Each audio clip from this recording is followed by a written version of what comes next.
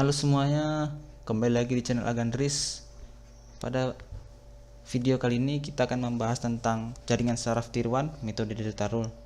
Nah, metode delta rule sendiri memiliki perbedaan persamaan antara perseptron, yaitu metode sebelumnya yang telah kita bahas.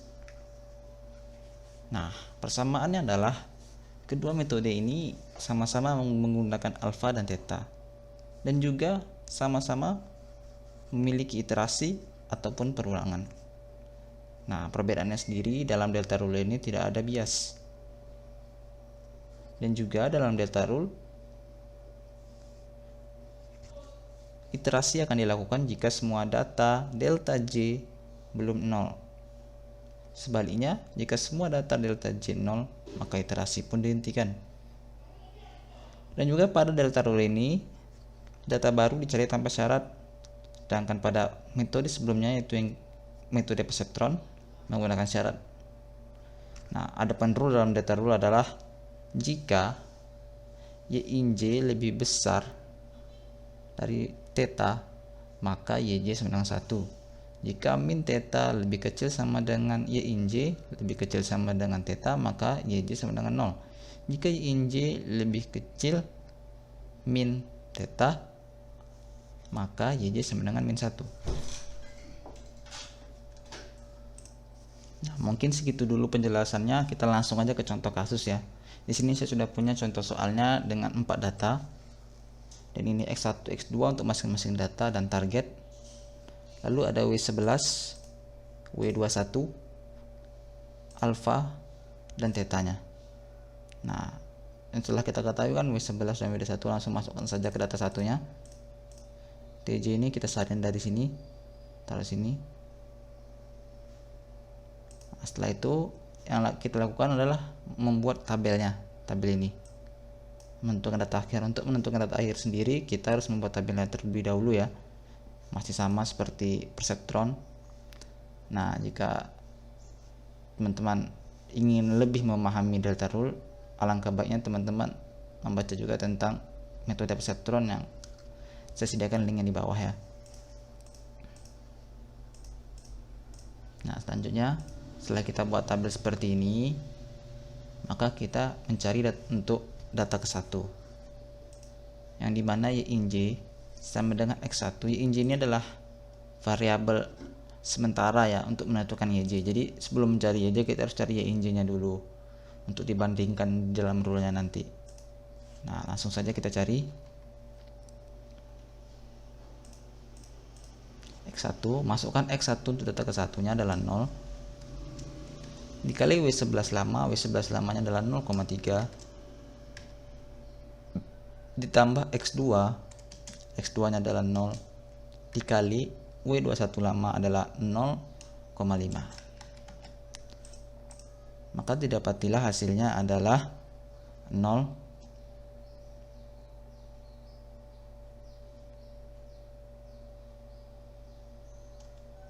Maka didapatilah hasilnya adalah 0. Nah, karena ini adalah 0, itu kita baca rule-nya. Jika YinJ lebih kecil dari theta, maka YJ 1.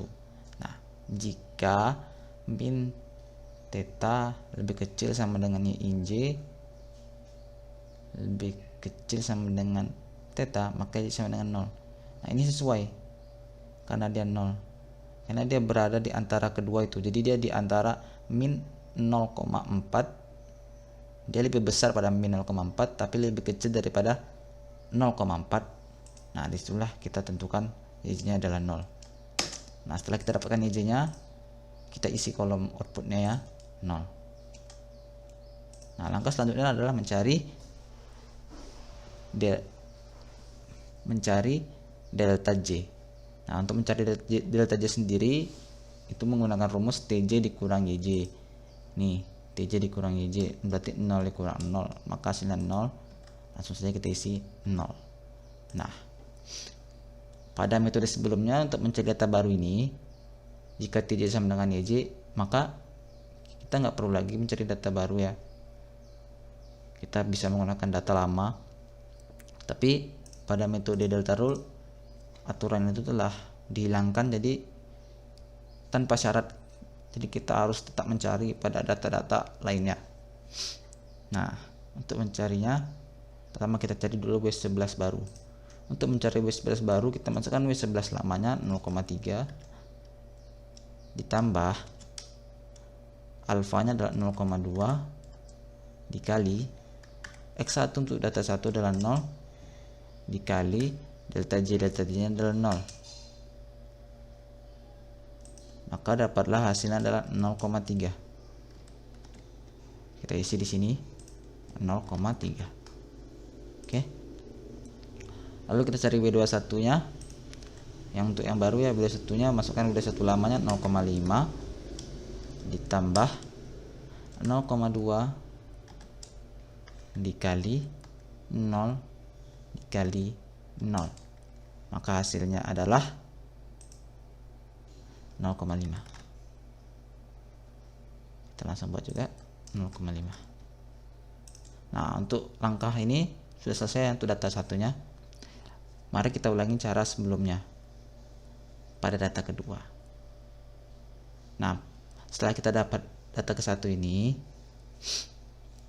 untuk data keduanya sendiri, data baru otomatis akan menjadi data lama untuk proses berikutnya. Nah, dengan kata lain bahwa data baru ke satu maka akan menjadi data lama untuk kedua dan yang lainnya. Dan data baru yang terakhir, data keempat, merupakan data akhir. Nah, maksudnya seperti ini guys. Ini kan X1 nya kita langsung isi aja di data 2 adalah 0 dikali W11 lamanya kan nggak ada nih. Nah, jadi seperti yang dikatakan tadi bahwa data baru pada proses sebelumnya akan menjadi data lama untuk proses selanjutnya.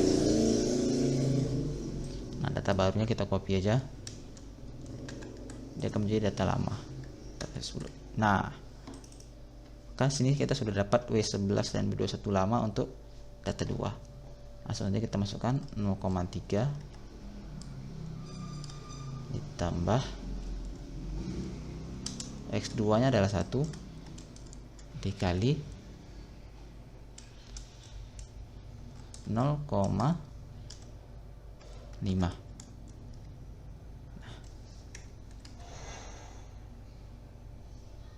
Maka hasilnya adalah 0,5.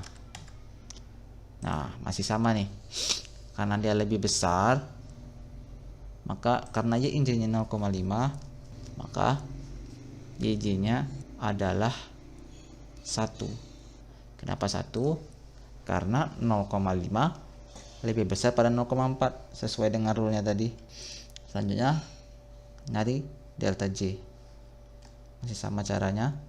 Caranya akan saya skip karena caranya sama ya. Yang jelas ingat tadi, untuk mencari data lama, data baru pada data ke satu akan menjadi data lama pada data kedua, begitu seterusnya. Ini saya skip saja supaya durasinya lebih pendek ya.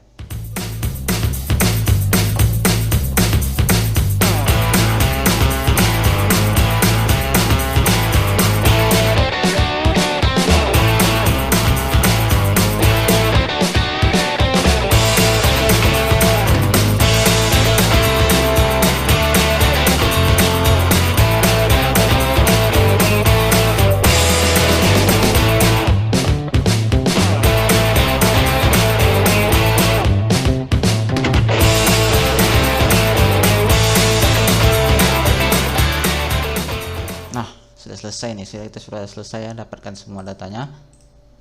Nah, pada kali ini maka kita bisa lihat ya, untuk menentukannya kita lihat pada delta J untuk menentukan iterasinya dan tidak. Jika delta J sama semua maka kita bisa lanjutkan. Nah, kita lihat di sini ada yang satu ya, karena tidak sama semua maka iterasinya pun kita lakukan lagi ya. Iterasinya kita lakukan lagi, maka kita buat tabel kedua. Nah, di tabel kedua ini data lama diambil dari data akhir, yaitu 0,5 ini. Langsung kita salin dulu ya, 0,5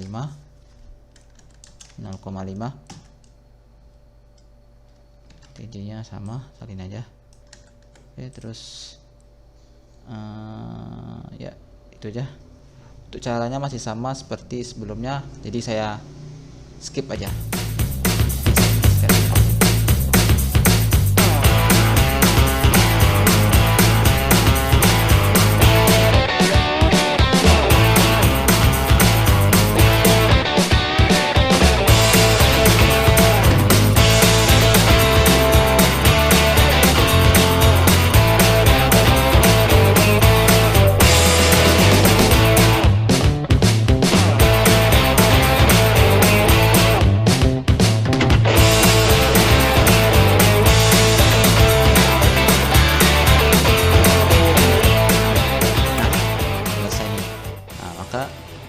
Setelah kita selesaikan semua data 1, data 2, data 3, data 4 untuk tabel kedua, kita lihat lagi nih delta J nya sama semua atau tidak. Nah, pada contoh kali ini sudah sama semua, maka pengulangannya pun dihentikan.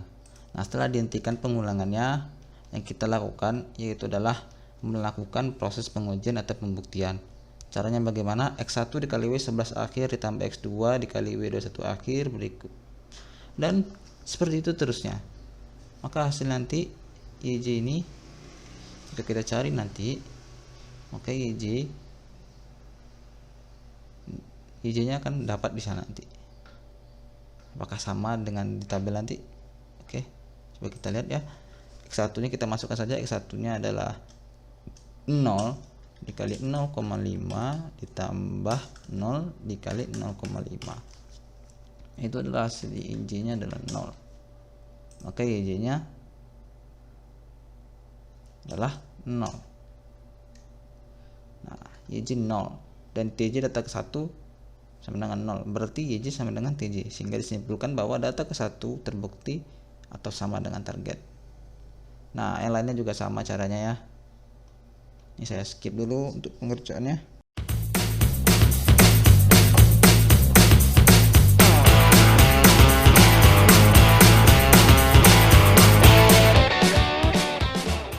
Nah, udah selesai semua nih, tinggal kita samakan aja ya.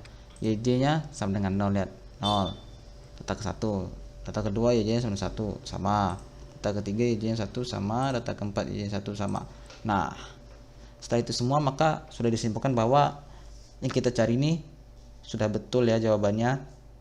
Dan sekian aja penjelasan dari saya tentang metode delta rule. Untuk kekurangan yang dalam penyampaiannya saya minta maaf. Ketemu lagi pertemuan berikutnya. Wassalam. Jangan lupa subscribe